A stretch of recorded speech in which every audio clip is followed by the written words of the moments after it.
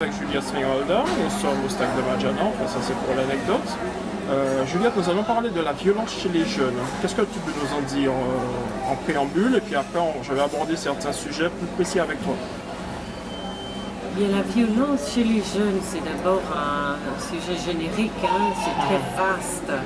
Et puis, de quelle violence on parle, de quels jeunes on parle, est-ce qu'il y a une seule catégorie de jeunes, est-ce qu'il y a une seule catégorie de violence, et puis pourquoi est-ce que tout d'un coup il y a un déchaînement.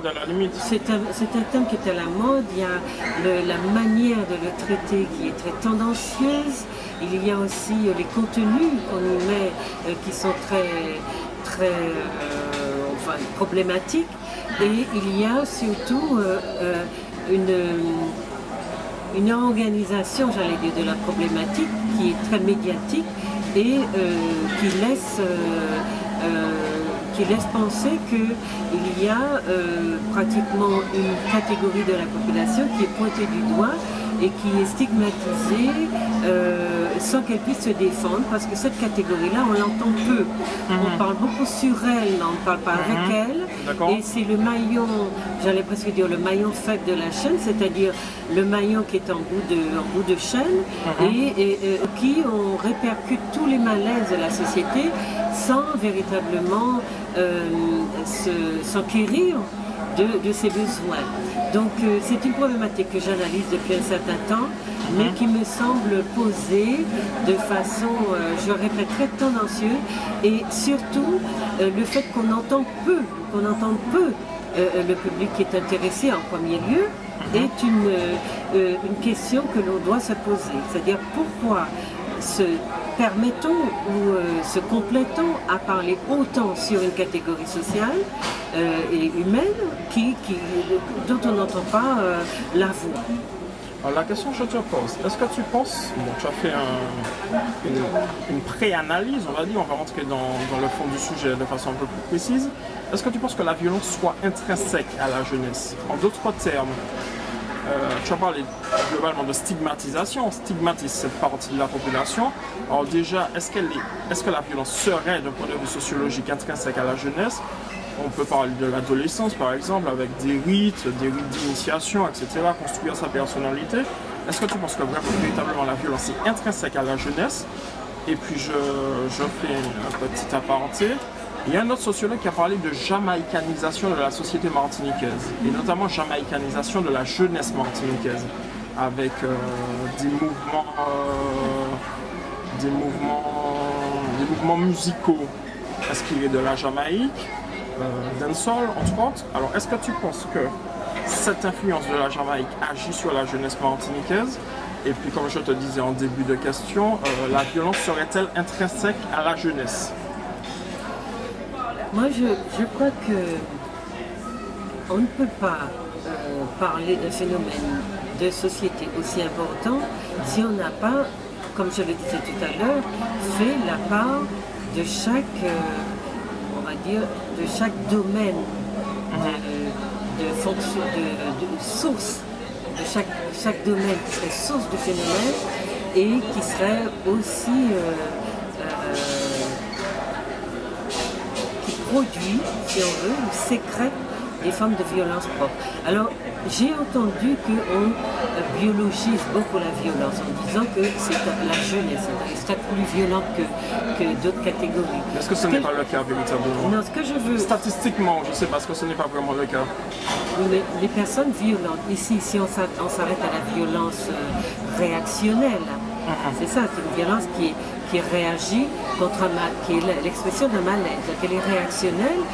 En l'occurrence, ceux qui souffrent le plus d'un malaise ou d'une situation détériorée, ce sont ceux-là qui crient le plus fort.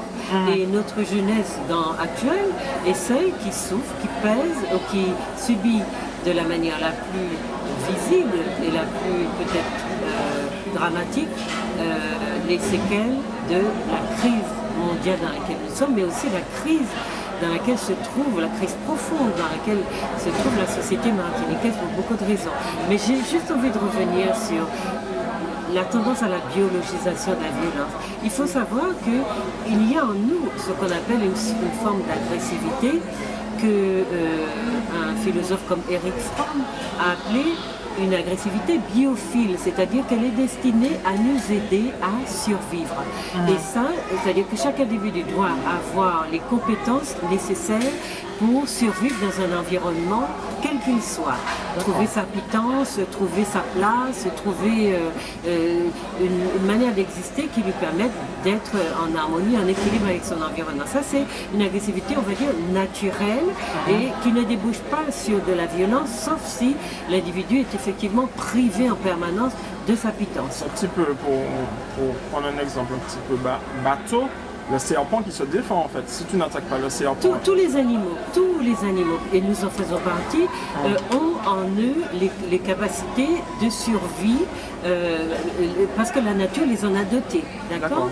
Maintenant, on va parler des violences sociales qui sont sécrétées par l'environnement. Ce ne sont pas dans l'individu, mais qui sont des formes d'adaptation de l'individu à son environnement. Lorsque l'environnement est violent, l'individu peut devenir violent. Alors, concernant la violence qu'on prête à notre jeunesse, je ne dirais pas qu'elle est spécifique à celle de la Martinique, puisqu'on observe dans d'autres sociétés.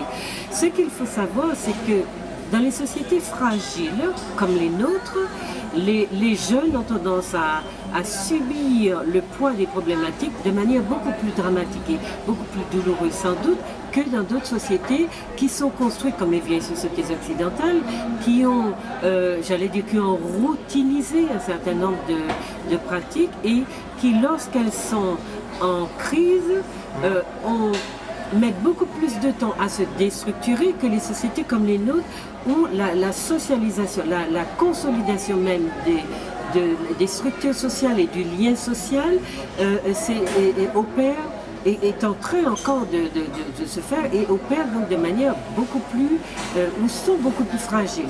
Donc plus fragilisables en cas de crise.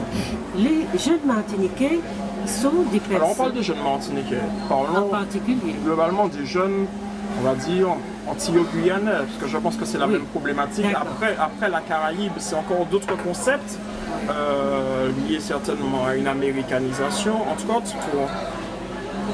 je connais assez bien la Caraïbe, je pense que c'est des formes de violence un peu plus différentes. Mais parlons justement de la Martinique, Guadeloupe, Guyane, je pense que c'est un petit peu le même phénomène. Oui, c'est parce qu'on a une histoire, ces sociétés-là ont une histoire commune. On va dire que ce qu'on retrouve, les formes de violence et de malaise qui sont, donc ces violences sont d'abord précédées sont un processus. Elles ne se sont pas manifestées du jour au lendemain, elles ne s'expriment pas non plus n'importe comment. Alors il y a des sociologues qui se sont beaucoup intéressés à ce qui se passe dans les banlieues françaises par exemple, ou des grandes agglomérations occidentales.